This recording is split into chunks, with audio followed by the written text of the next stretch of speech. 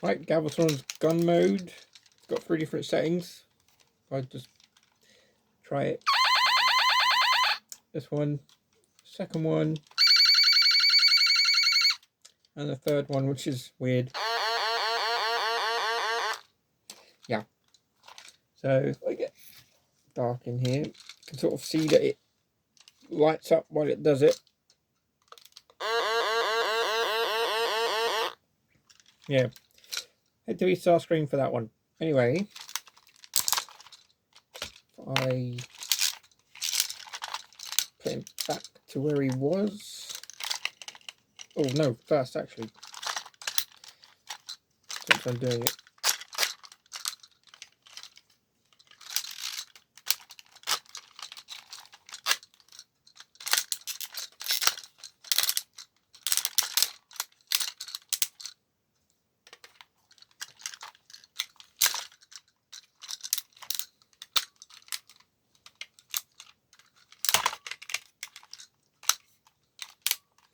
Yeah, so there's the last thing that Starscream ever saw until he came back. But that's a whole different story.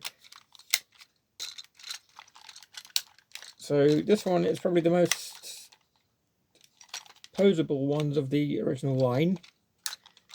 His legs can actually bend, which is pretty cool. So just get him out again. I always thought this was a tail when I was a kid. I thought, why does a robot need a tail? But there you go.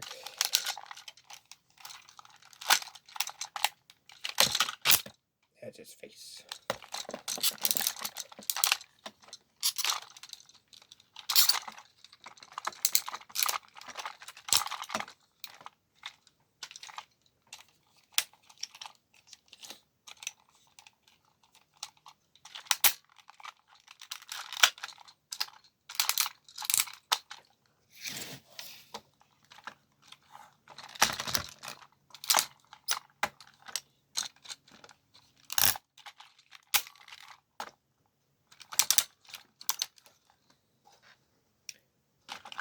Here somewhere, there is. You would not believe the amount of years I've been searching for this thing. I used to have it, and used to have his gun on an elastic band around his arm, and I never quite got this. If you had a cannon on your arm, why would you need a handgun? But you know, he's Galvatron. He's crazy. Dropped it. So yes, there he is. One of the maddest Decepticons. Uh-oh, he's gonna kill him. Ah, no.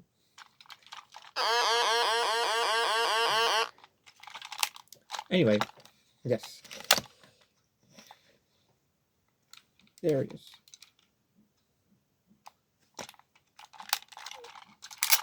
So those of you who don't know, I'll explain it.